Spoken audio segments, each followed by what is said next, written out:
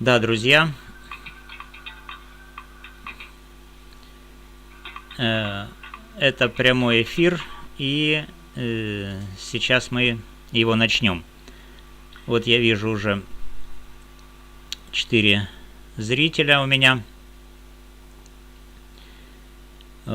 Пока не видно вопросов. Ну, вопросы, наверное, еще появятся, поэтому, значит, я пока начну с тех вопросов, которые мне предварительно были заданы, и эти вопросы я пока буду освещать, а потом уже посмотрю на те,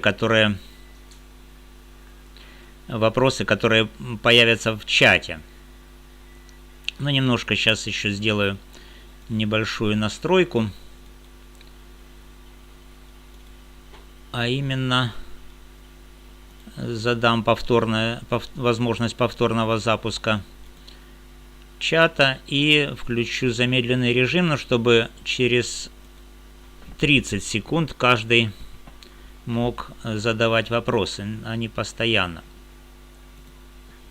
Так, вот я его сохранил, эту настроечку.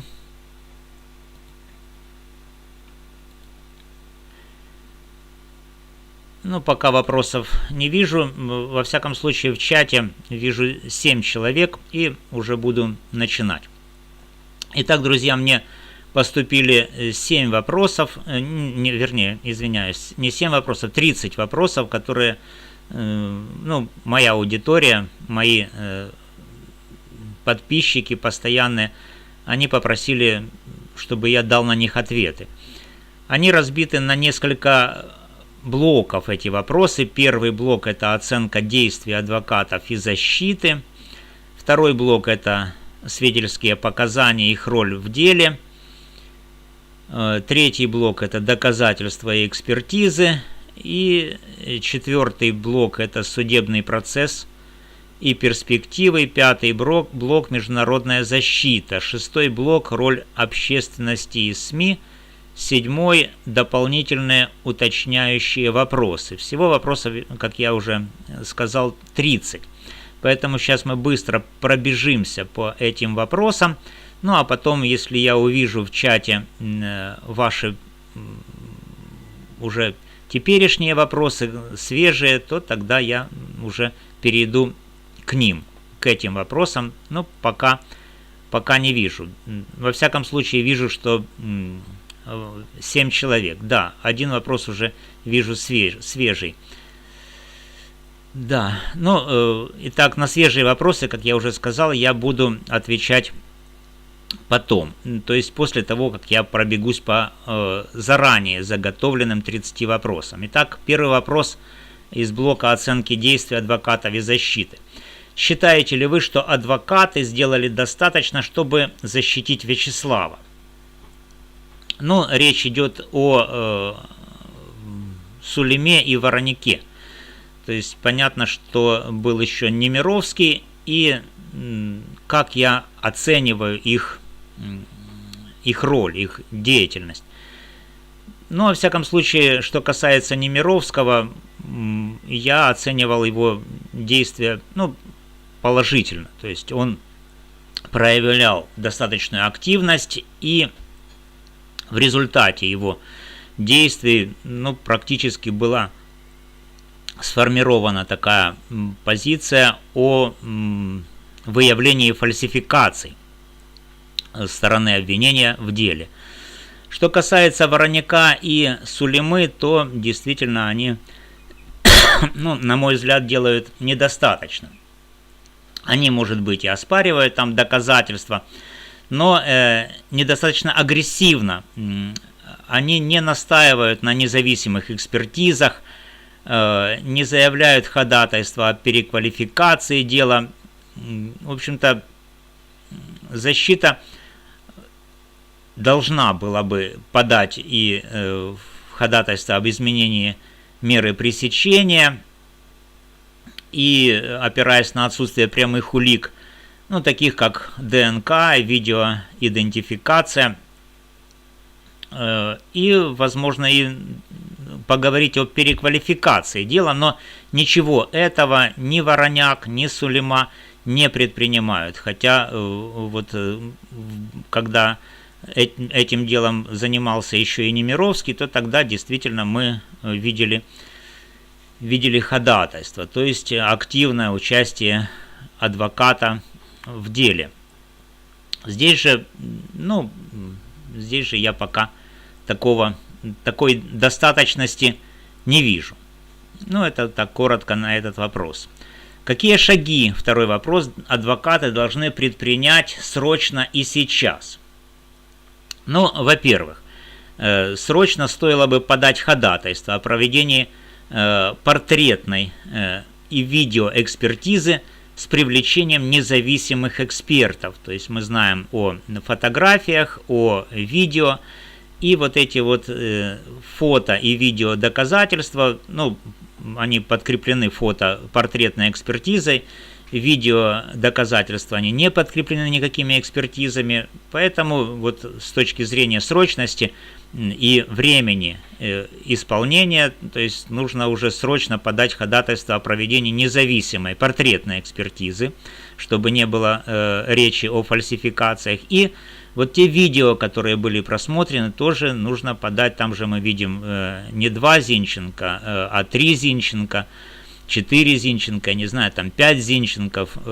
Поэтому, поскольку видеоматериалы они не экспертизовались, не подвергались экспертизе, то поэтому нужна экспертиза, причем срочно.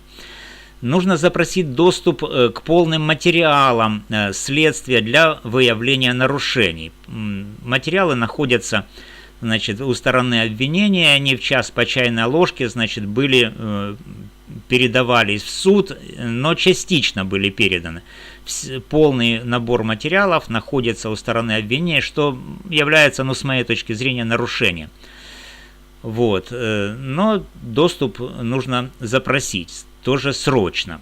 Дальше нужно срочно организовать медицинскую экспертизу состояния здоровья Вячеслава в СИЗО, чтобы аргументировать давление. И постоянно делать такие ходатайства о медицинской экспертизе. И также срочно нужно инициировать сбор свидетельств алиби Зинченко от друзей, семьи, других свидетелей. Вот что нужно сделать срочно. Третий вопрос. Почему адвокаты затягивают с проведением портретной экспертизы? Это бывает по разным причинам. Во-первых, есть объективные, например, бюрократические препятствия со стороны суда, которые контролируют назначение экспертов, недостаток ресурсов, например, денег, да. Бывает, что это тактика такая защиты, затягивания, да, хотя в этом деле затягивание, оно играет на руку обвинения, поэтому нужно ускориться именно защите и ускорить проведение независимой портретной экспертизы. Это ходатайство нужно было еще в январе 2025 года подавать, когда дело перешло в судебную стадию.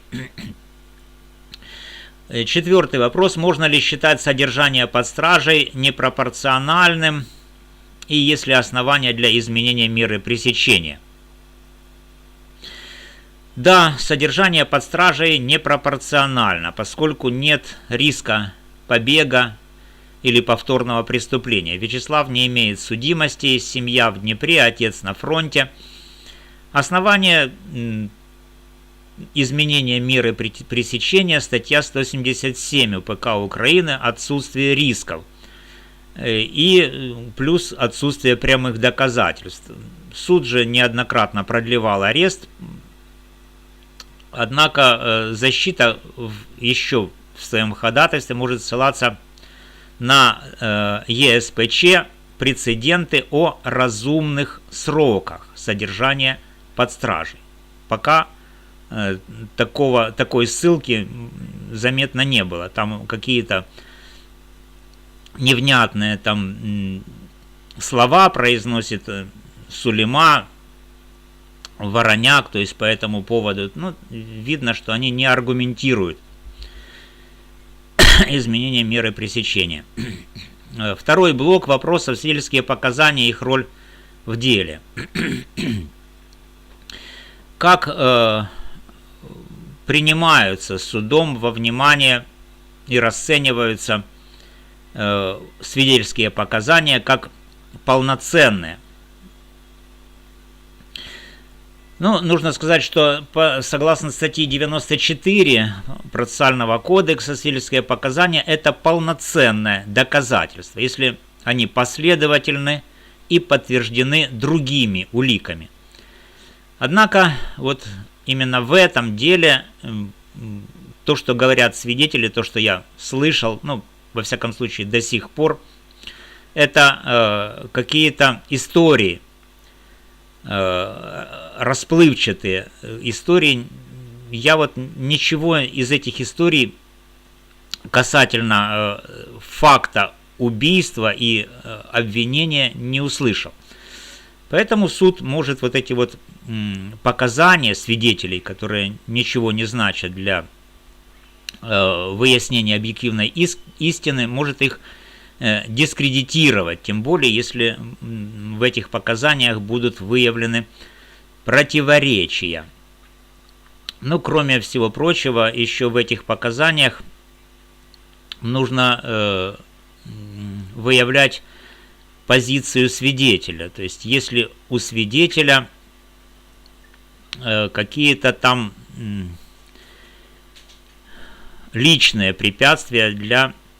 То есть, ну, что называется конфликт интересов. Например, у Софии особы, да, у нее там есть, ну, по моим, как бы, да, представлениям, конфликт интересов, поскольку она работает у Садового, с которым у Фарион был конфликт, поэтому здесь точно можно говорить о конфликте интересов и действительно дискредитировать вот эти вот показания, то есть не принимать их к сведению. Что касается показаний других свидетелей, ну, друзья, там вообще ничего об убийстве не было, поэтому пока говорить о том, принимать их или не принимать, ну, то есть послушали, и что? Ничего из этих показаний не говорит о том, что там Вячеслав Зинченко убил Фарион. Этого нету в показаниях свидетелей. Ну, во всяком случае, до сих пор не было. Как вы оцените свидетеля, который продавал оружие через OLX, если пистолет был литым или переделать его было невозможно? Ну, я считаю, что показания именно этого свидетеля, они ненадежны. Во-первых, продажа через OLX.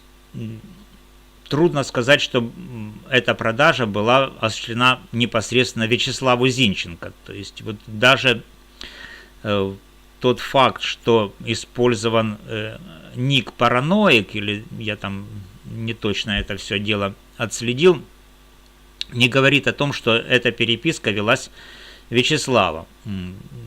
Кто пересылал этот пистолет стартовый, сталкер, кто получал на почте, ничего такого, как бы никаких документов, документальных подтверждений, показаний этого свидетеля мы не видим. Тем более этот свидетель сам дает информацию о том, что он, во-первых, допустил мошеннические действия. То есть он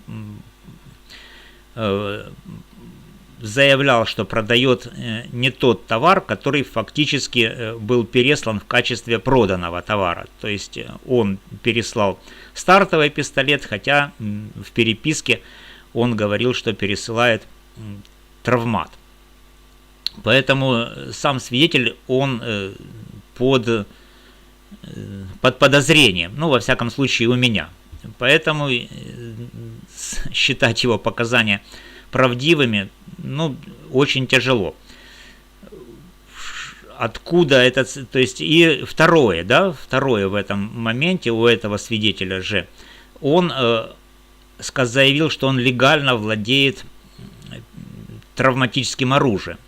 А эта легальность закона допускается только если он правоохранитель или журналист там, или депутат.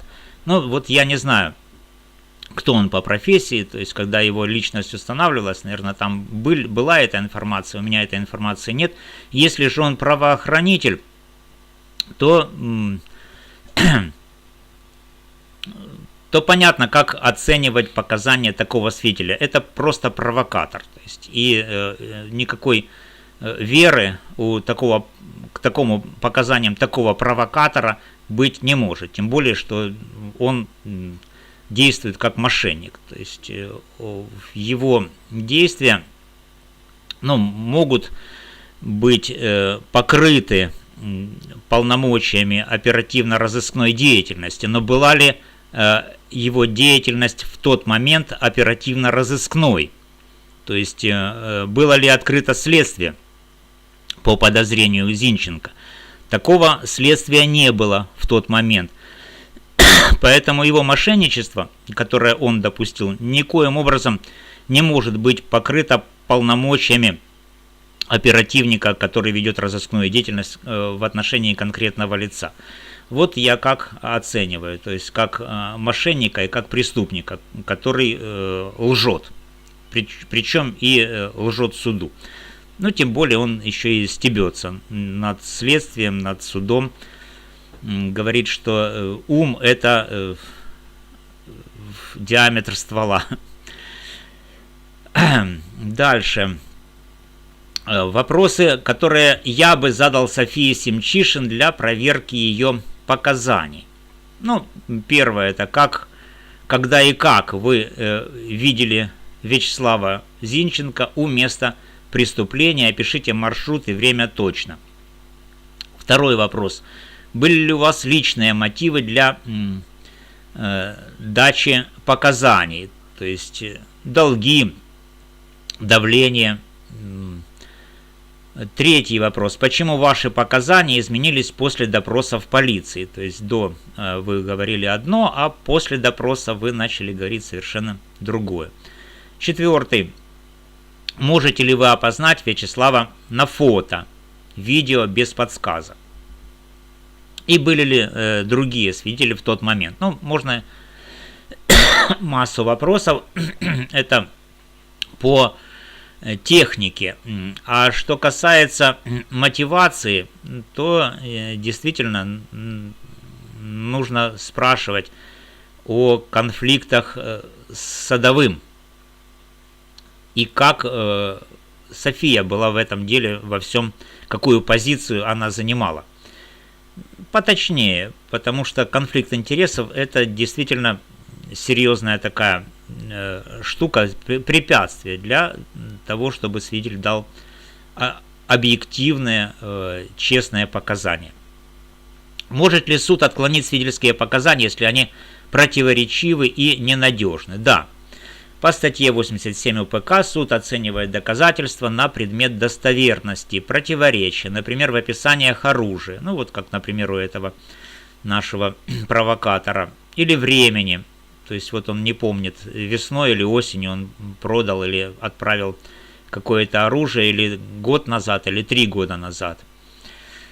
Это основание для отклонения. В деле Фарион уже отмечены несоответствия в показаниях свидетелей, и защита может использовать эти несоответствия для дискредитации не только этих показаний, да, а всего пакета улик, которые не соответствуют друг другу. Ну, надеюсь, вы понимаете, о чем, да, то есть свидетельские показания могут дискредитировать даже экспертизы. Поехали дальше. Доказательства экспертизы. Как вы оцениваете силу доказательств, представленных обвинением? Ну, назвать это доказательствами я бы так громко... То есть это фантазии, это предположение. Об этом говорил Немировский, не стесняясь. Об этом почему-то стесняется заявить Сулейма и Вороняк. То есть, ну, нужно... не стесняться. Кстати, конфликт вот между Сулеймой и Немировским, о котором ну вот в среде моих зрителей ходят слухи. Да, вот этот вот конфликт, он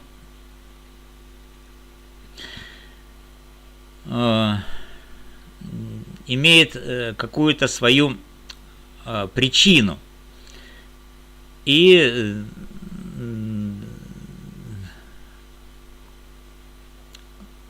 в результате этого конфликта Немировский был отстранен от дела Вячеславом Зинченко. Ну, то есть он неофициально отстранен, то есть Вячеслав Зинченко сказал, что он не хочет пользоваться его услугами, но инициатор вот такого действия Вячеслава Зинченко, инициатором был Сулейма. И вот этот вот Сулейма, он как бы уговорил Вячеслава Зинченко, чтобы тот отказался от услуг Немировского, потому что Немировский якобы совершил какое-то неэтичное действие, неэтичный поступок. И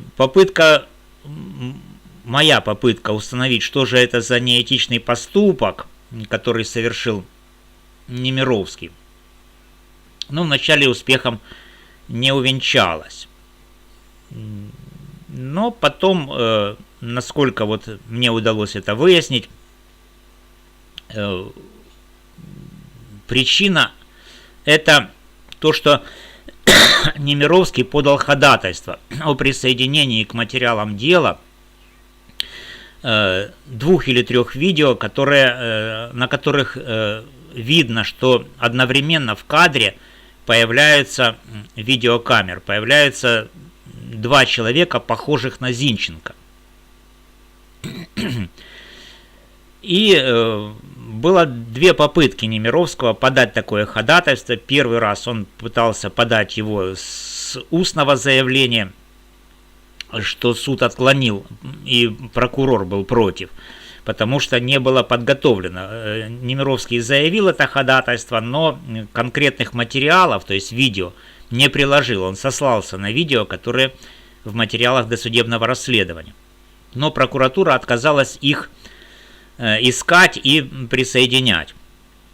Поэтому потом Немировский самостоятельно эти видео оттуда достал из материалов досудебного следствия, присоединил к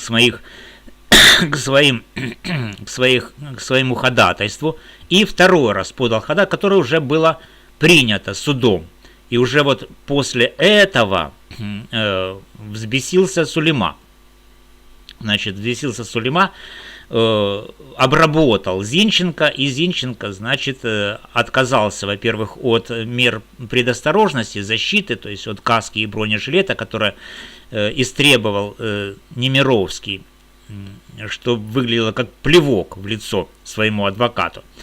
И, во-вторых, значит, вот это вот заявление о том, что он не хочет, чтобы Немировский представлял его интересы. Но это было устное заявление в частной форме. В суде этого заявления Зинченко пока не сделал. Но знаете, что такое плюнуть в лицо адвокату?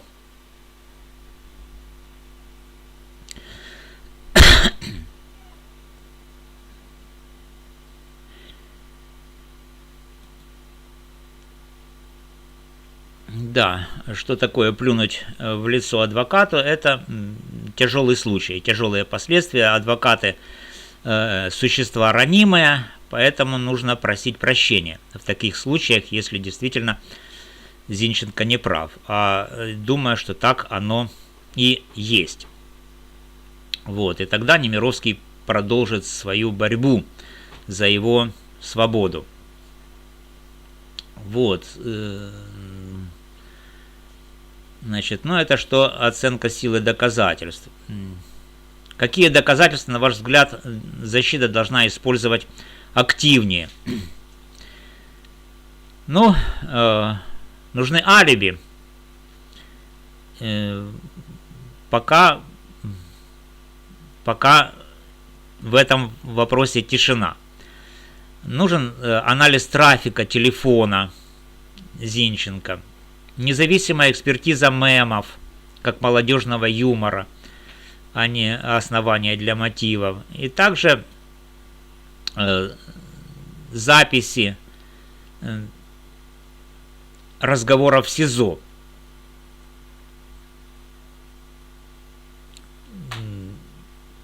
Там тоже интересно, потому что мельчайшая подробность, которая может быть выявлена экспертом этих записей, вот, она может показать, что действительно эти записи, на этих записях видно, что человек говорит под давлением, во всяком случае под психологическим. Лично я это заметил, что действительно давление психологическое на Зинченко имело место. Даже по тем записям, которые были представлены в суде. Вот это нужно использовать. Было ли видео, где Славик и человек, который его имитировал, идут навстречу друг друга, принято судом во внимание? Но, во всяком случае, ходатайство такое суд принял, а его оценка, пока я не видел, чтобы суд занимался оценкой доказательств стороны защиты. По-моему, там все нарушено, то есть весь порядок рассмотрения, процессуальный порядок рассмотрения дела нарушен. Первое, что полностью материалы досудебного следствия не переданы в полном объеме в суд. Это нарушение. Второе, вначале доказательства исследовались стороны обвинения, потом пошли свидетели стороны обвинения. Теперь мы ожидаем доказательства стороны защиты и свидетелей стороны защиты. Но все как раз должно было быть, по-моему, наоборот. То есть, если это доказательство исследуется, то доказательство обвинения и тут же доказательство защиты. Потом свидетели обвинения, а потом свидетели защиты. А не все как бы в таком непонятном порядке. Поэтому,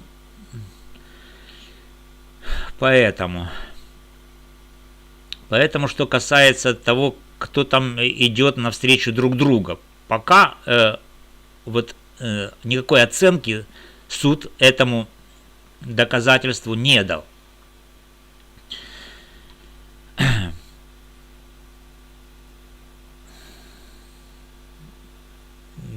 Не знаю, даст ли или нет в будущем.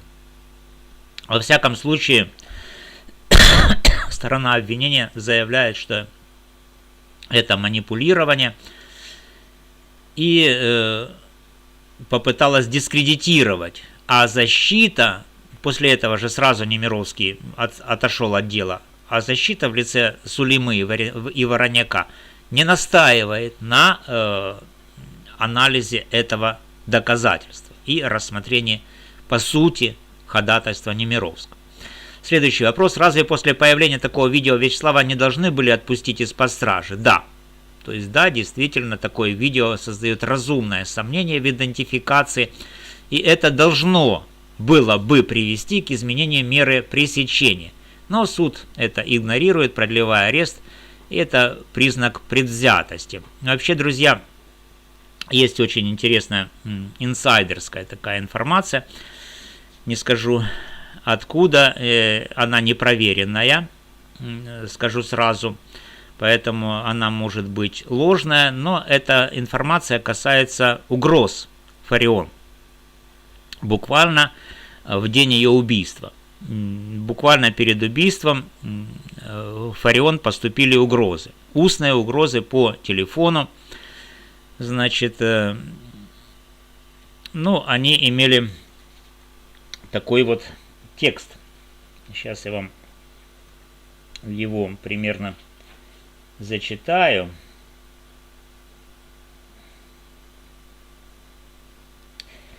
Да, звонил незнакомец на мобильный телефон Фарион и заявил, что я тебя убью, сволочь.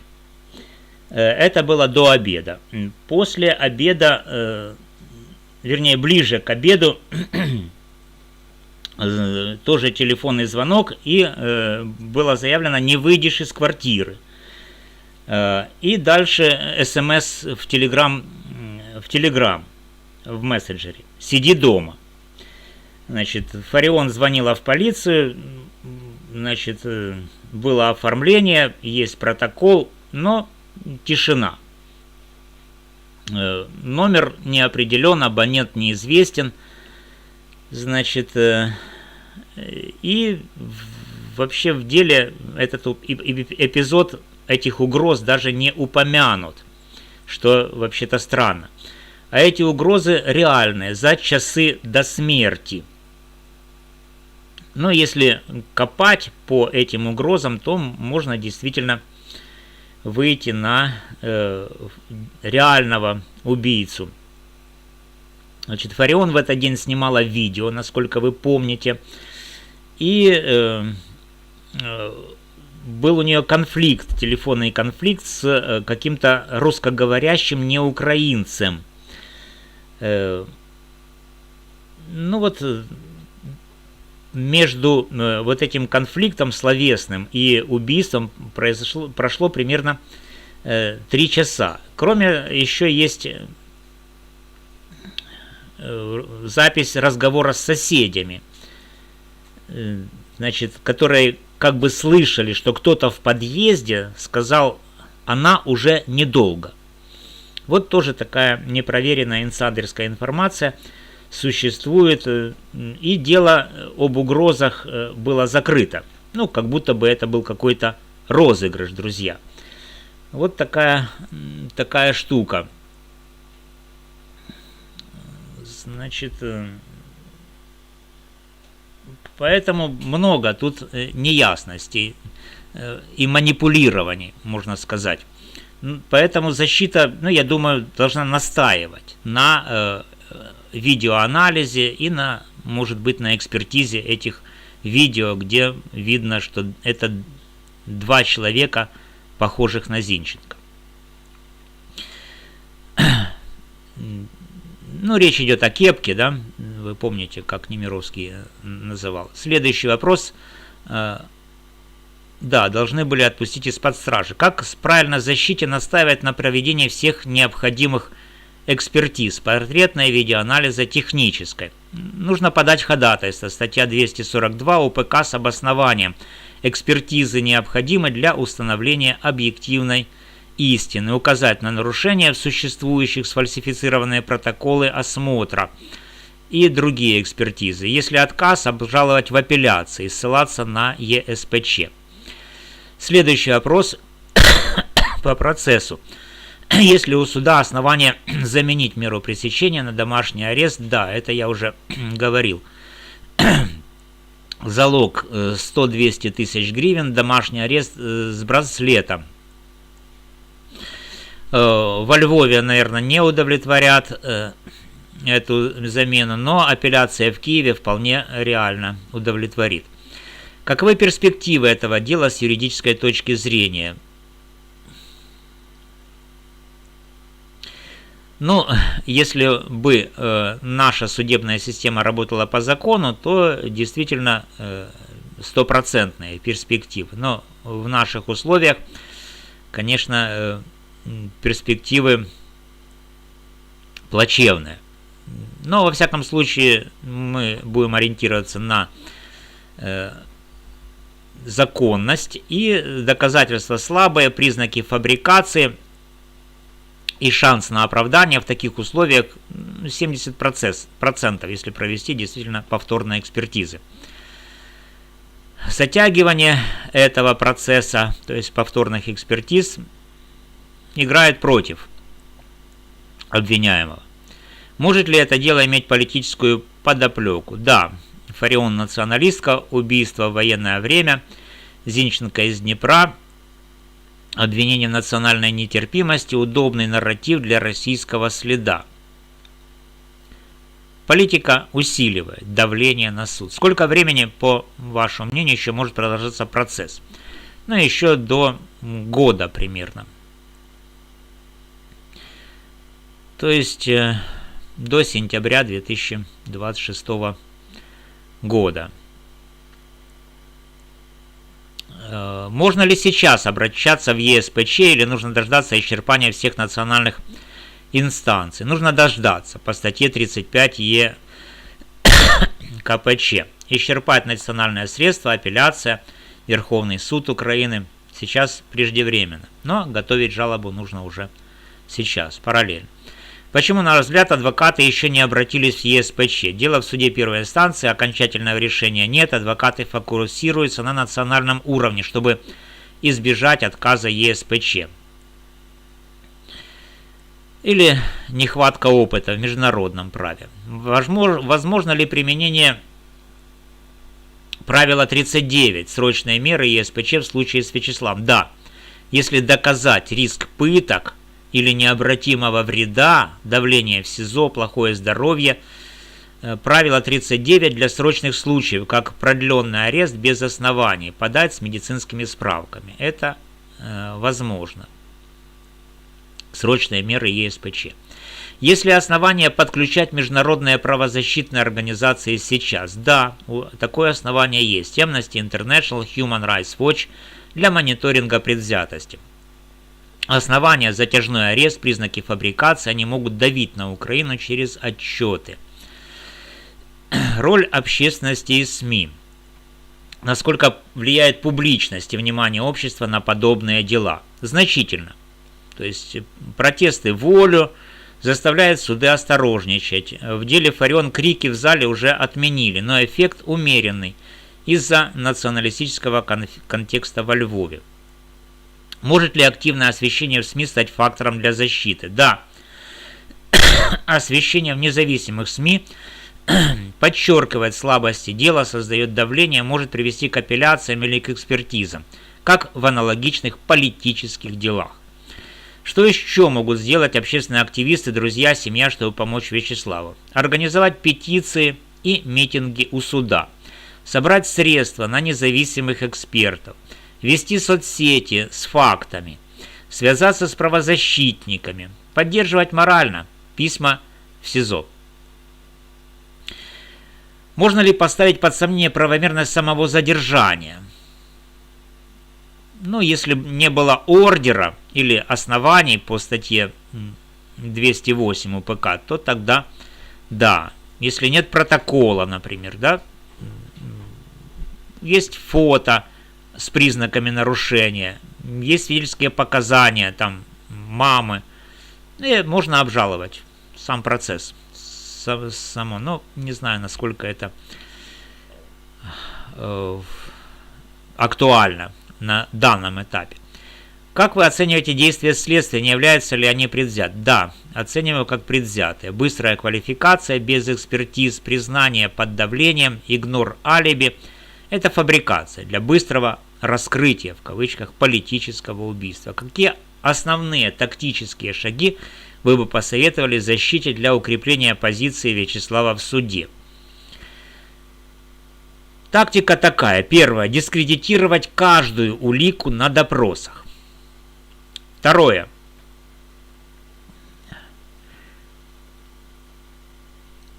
Подать отвод прокурору, отвод адвокату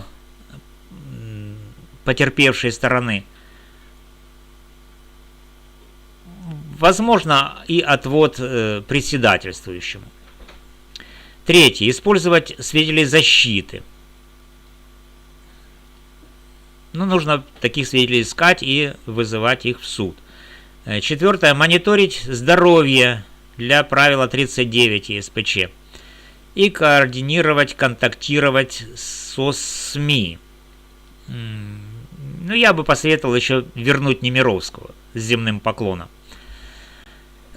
Возможно ли доказать, что дело имеет признаки фабрикации? Да, несоответствие в протоколах осмотра, давление на признание, слабые связи с оружием, собрать доказательства нарушения через независимый аудит и раскручивать эти признаки, доказывать, что дело сфабриковано. Есть ли основания для ходатайства о смене состава суда или вынесении дела в другой регион? Да, есть. Предвзятость Львовского суда, националистический контекст, статья 77 УПК. Основания, угрозы, локальные симпатии к Фарион. Переносить нужно в Киев. Может ли дело Вячеслава стать прецедентным для будущих похожих процессов? Да. Если оправдают Вячеслава, то это будет прецедент против быстрых политических дел.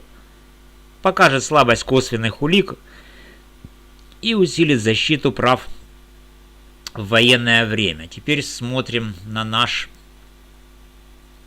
чат. Значит, как працюють адвокаты Зинченко, как оценить их работу. Ну, я уже говорил, что они, те, кто есть, Сулейма и Вороняк, они, ну, практически не выполняют своих функций. Говорить, что это тактика, ну, не приходится. То есть адвокат должен работать, а не, значит, спать на пляже. Если он спит, но нужно пляж освобождать для другого чоловіка. Софія сказала, з огляду на те, що я бачила, коли вона розповідала про момент вбивства Фаріон. Вона навіть казала, що Фаріон пішла, навіть побігла, вона бачила все. Ну, я такого, если честно, не помню, Елена. То есть она говорила, что как она это видела. Я так понял, что это было какое-то видение, да, то есть то ли во сне, то ли, значит, то есть она представляет это особенности ее лексикона.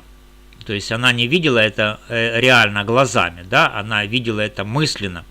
Ну, поэтому говорить, что она что-то там видела, не приходится. Дальше. Скажите, пожалуйста, не удивительно ли вам, что у Вячеслава Зинченко нет свидетелей, которые могли бы засвидетельствовать, где он был на момент убийства пани Фарион?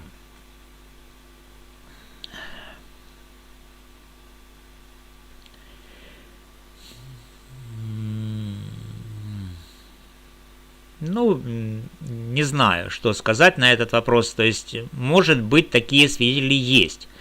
Но, друзья, вот насколько я вращался в среде юристов и правоохранителей, они говорят, что, ну, есть такое правило, да, негласное, но я вам его сообщу.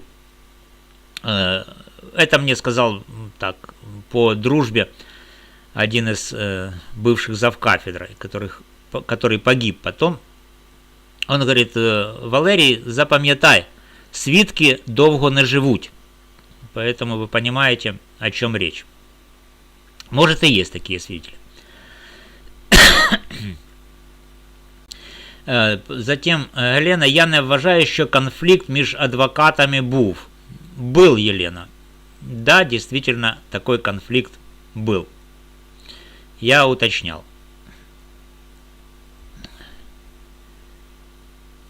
Значить, Україночка, на даний момент я теж не маю свідків, що знаходжусь тут, а не там. Да, все правильно, интервью давала. Ну вот, друзья, вроде бы мы подошли к концу. Сейчас нас 34 человека в эфире. Не знаю, насколько он получился, но, во всяком случае, я старался. Меня пригласили в ТикТок, там говорят, что 1000. Ну, пока вот я провел вот здесь. Вот.